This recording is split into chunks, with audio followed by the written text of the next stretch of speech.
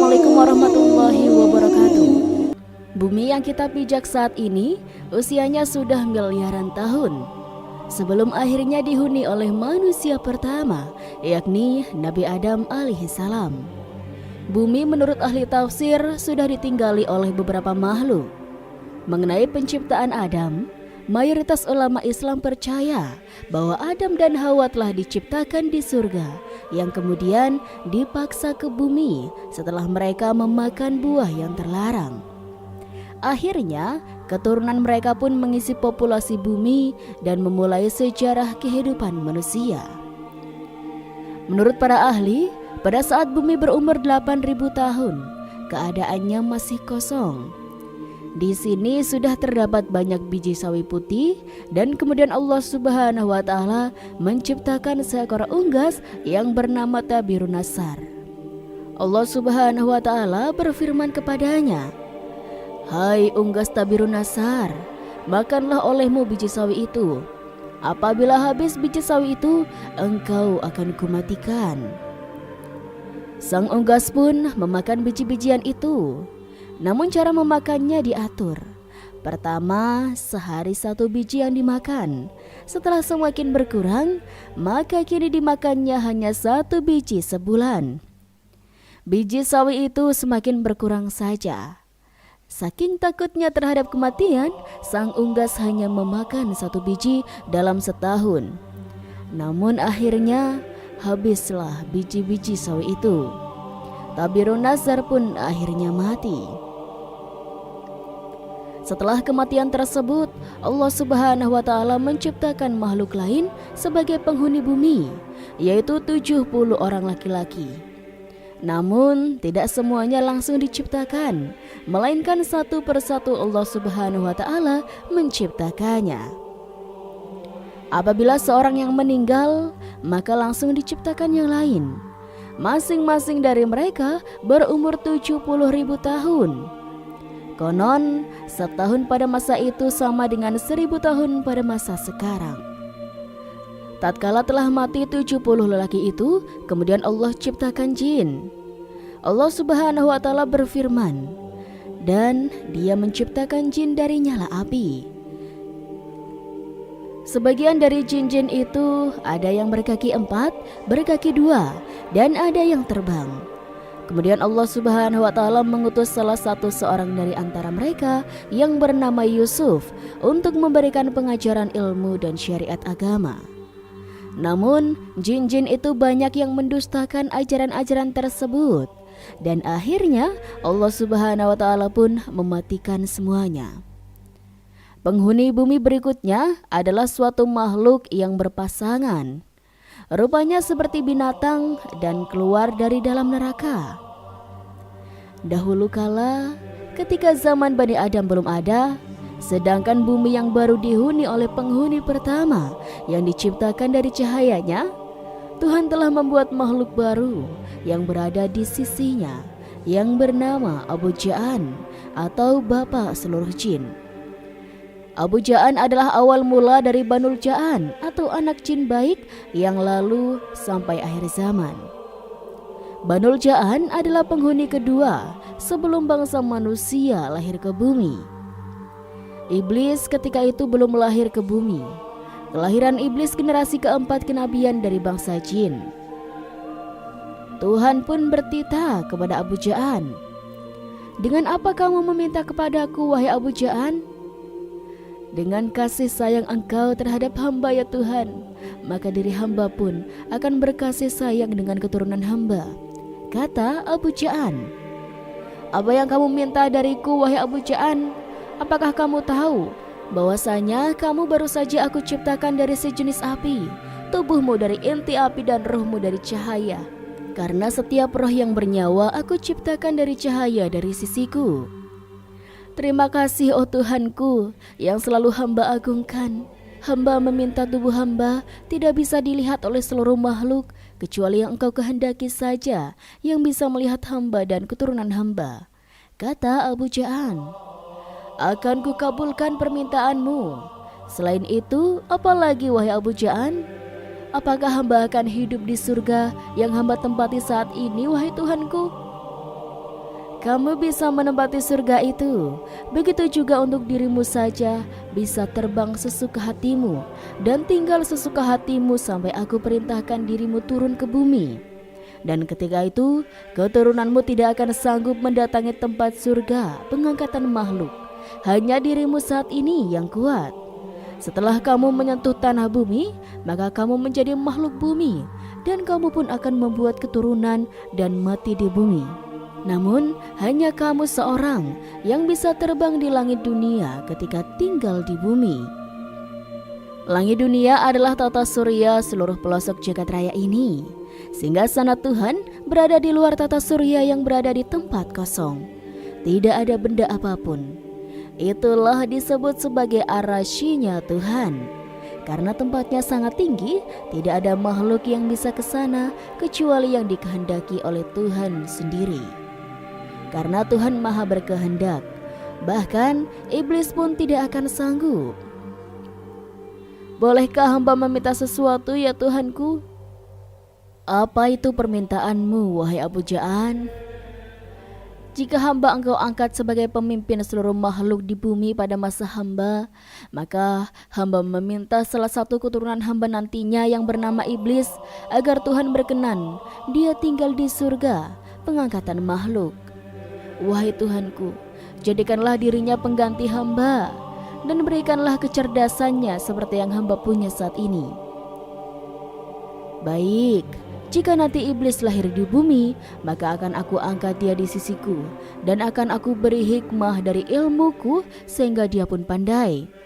Kekuatannya seperti penghuni pertama, dan kecerdasannya melebihi makhlukku yang nanti aku ciptakan. Maka Abu Ja'an turun dengan kekasihnya, menghasilkan keturunan yang sangat banyak. Sambil beribadah kepada Tuhan, beliau juga menjadi guru bagi anak keturunannya sampai beliau wafat. Setelah keturunannya banyak, generasi inilah yaitu generasi Banul Ja'an yang kuat-kuat dan cerdas-cerdas. Ilmunya sangat hebat, karena zaman dari Abu Ja'an sampai Banul Ja'an yang kuat belum ada pembinasaan dari Tuhan. Jadi ilmu mereka bertambah terus sesuai bertambahnya umur mereka. Ketika generasinya iblis lahir di bumi, para Banul Ja'an berkoloni menjadi beberapa bagian. Maka terciptalah 8 kerajaan di bumi dan 1 kerajaan di surga. Total kerajaan itu adalah 8 kerajaan yang sangat besar dan megah di bumi.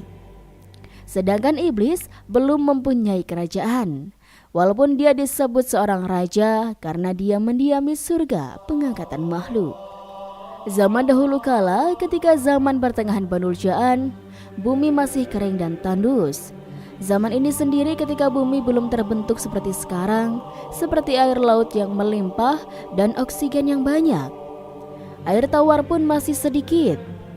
Namun, air di laut melimpah, tapi tidak semelimpah seperti sekarang yang sangat-sangat melimpah. Bahkan saat ini, lautnya lebih luas dibandingkan dengan tanahnya sendiri. Dahulu, oksigen sangat tipis karena Banul Ja'an adalah makhluk yang menghirup oksigen sangat sedikit.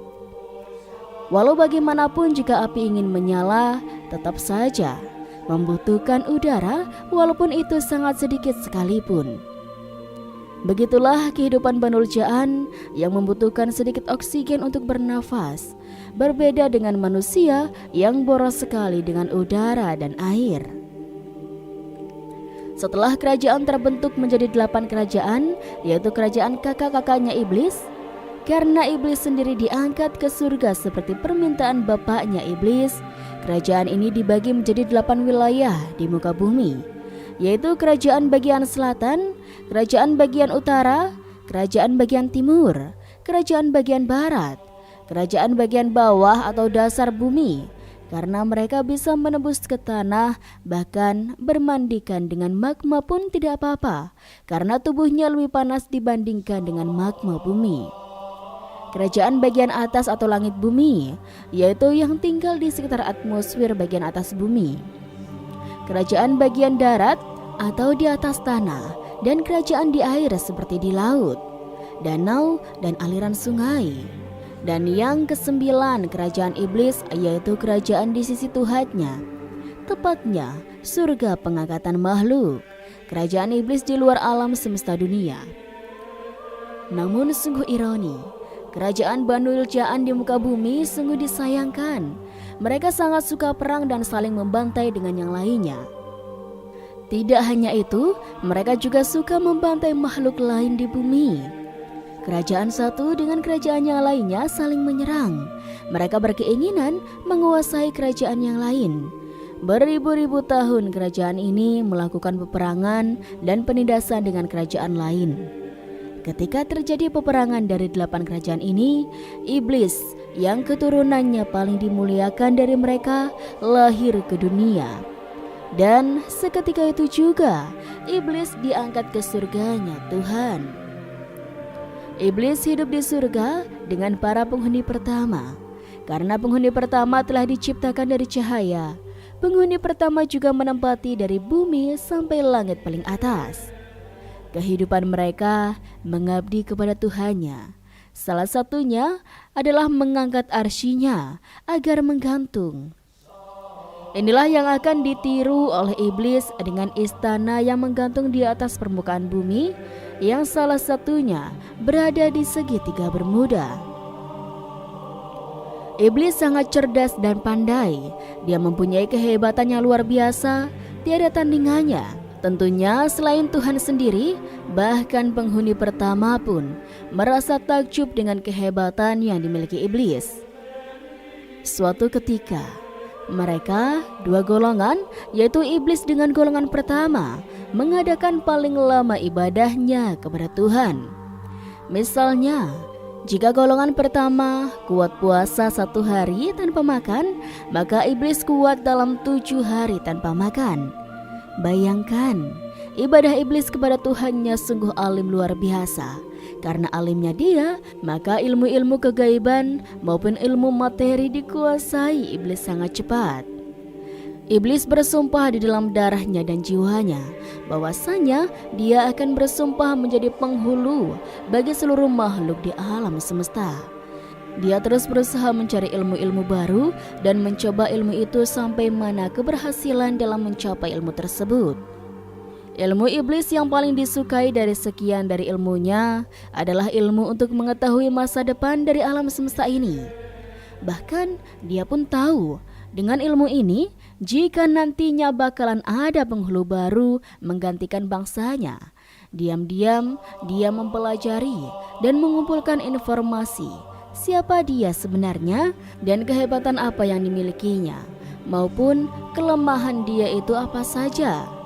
Memang, iblis adalah makhluk yang pandai, bahkan dia bisa memprediksi apa yang akan terjadi di bumi bagi kerajaan kakak-kakaknya di bawah sana. Kerajaan Banu Ja'an kebanyakan hancur, bahkan akan menjadi neraka bagi bangsa jin yang tidak tahu apa-apa. Mereka adalah bangsa yang bergolong lemah dan menjadi budak dari bangsa jin yang lebih kuat. Kehancuran mereka adalah peperangan dan penindasan yang tidak akan pernah berakhir. Kezaliman mereka di luar batas. Bahkan mereka tidak mengakui jika ada Tuhan yang menciptakan mereka. Sungguh durhaka mereka kepada Tuhannya yang telah mengasihi mereka selama ini, yaitu tidak adanya kebinasaan bagi mereka. Tuhan telah marah. Bumi bergoyang hebat disebabkan akan hancurnya bumi itu oleh siksaan para Banu Ja'an yang telah mengotori bumi dari kedurhakaan. Maka Tuhan mengutus penghuni pertama untuk menghukum mereka dan membantai mereka. 8 kerajaan ini telah diserang dan diporak-porandakan oleh penghuni pertama. Seluruh pengikut 8 kerajaan ini melarikan diri, bahkan ada yang melawan penghuni pertama. Namun bukan tandingannya untuk melawan penghuni pertama. Mereka telah dikalahkan. Banyak yang mati di antara mereka.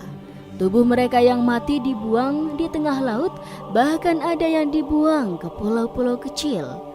Sedangkan Banu Ja'an yang pintar, yang telah melarikan diri, bersembunyi di pulau-pulau kecil yang beriklim tropis. Seperti untuk saat ini, bersembunyi di wilayah Indonesia karena negaranya berpulau. Untunglah yang bersembunyi ini selamat walaupun tidak mempunyai kerajaan lagi.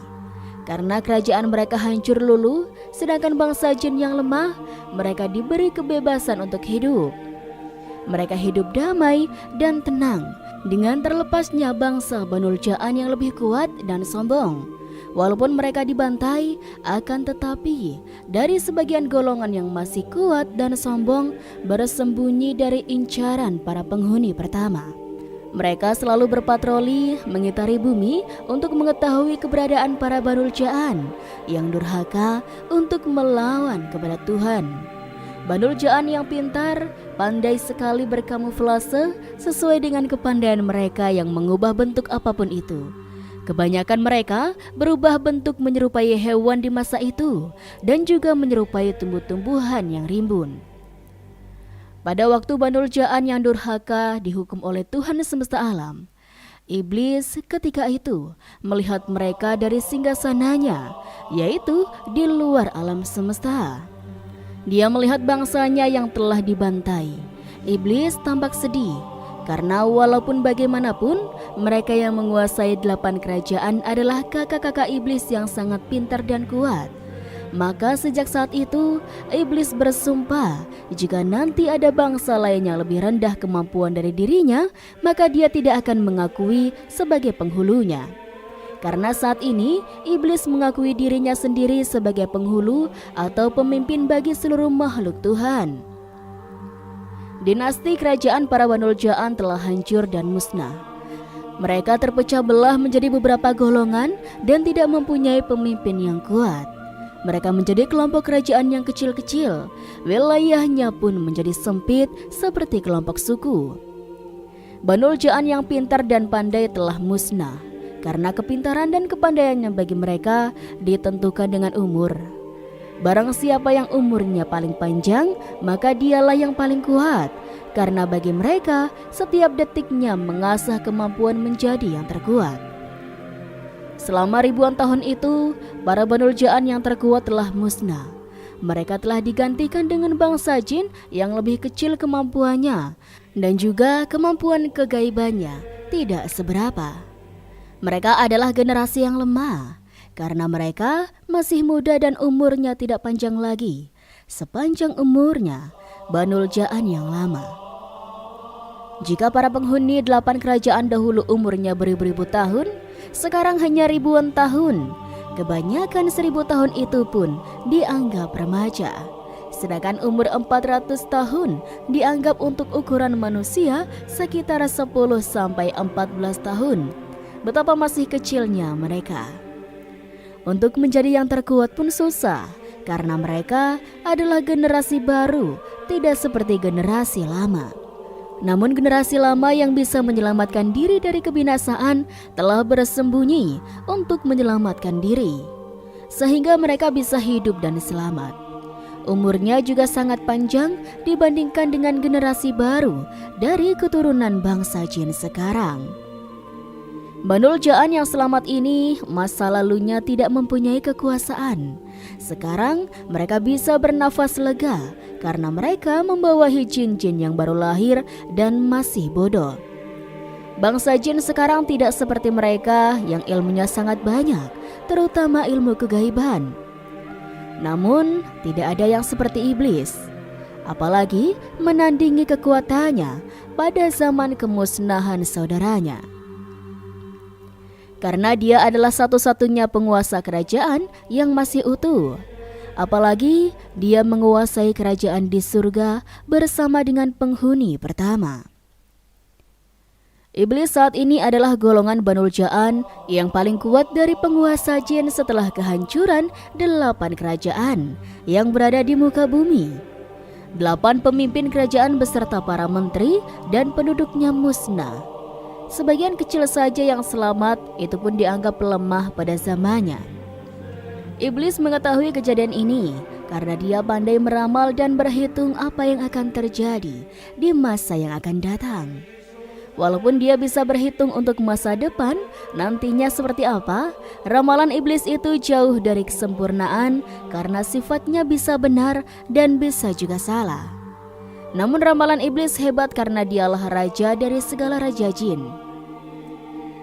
Ketika dia sedang meramal untuk masa depan itu, dia masih berada di singgasananya, dekat dengan Tuhan dan penghuni pertama.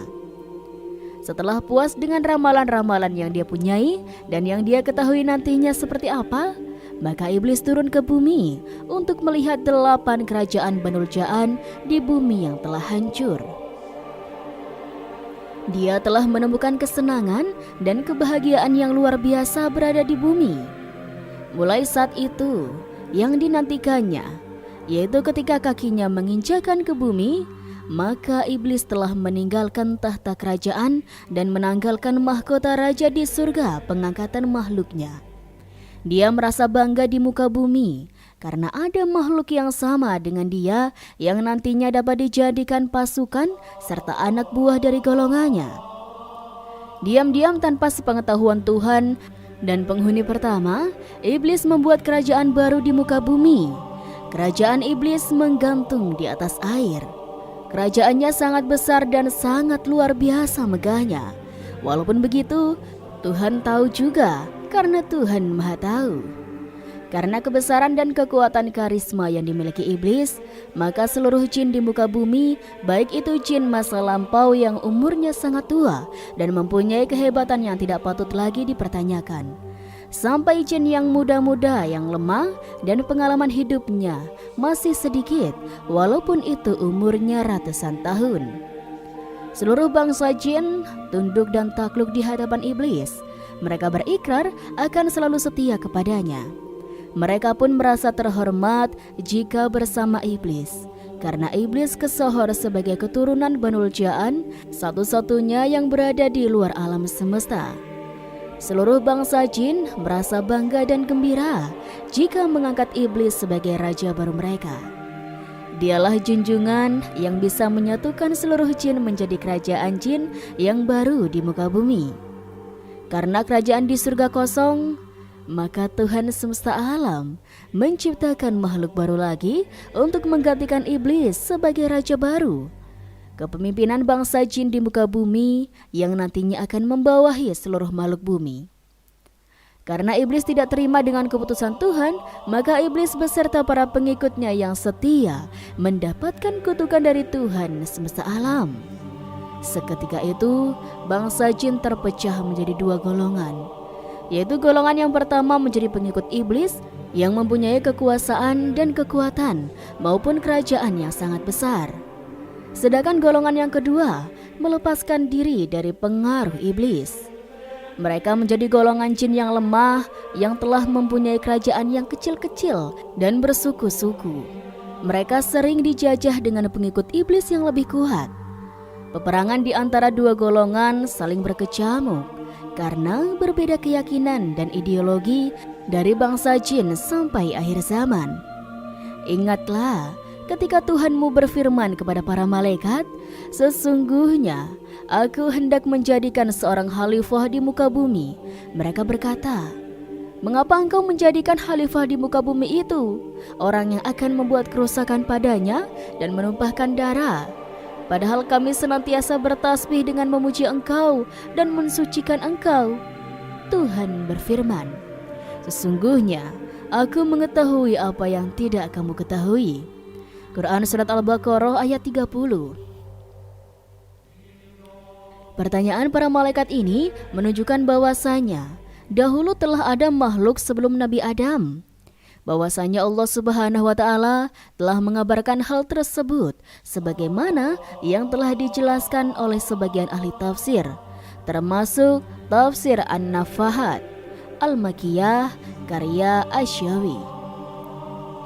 Adam dan Hawa itu dahulu ditempatkan di surga, lalu Allah Subhanahu wa Ta'ala melemparnya ke bumi lantaran berbuat kesalahan. Bumi yang dipijak keduanya memang sudah ada jauh sebelum penciptaan Adam dan Hawa.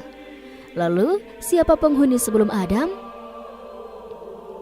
Beberapa ulama mencoba memberi penafsiran, seperti dalam tafsir Al-Quran Al-Azim, di mana Ibnu Katsir mengemukakan beberapa pendapat dari sahabat, tabi'in, dan para ulama.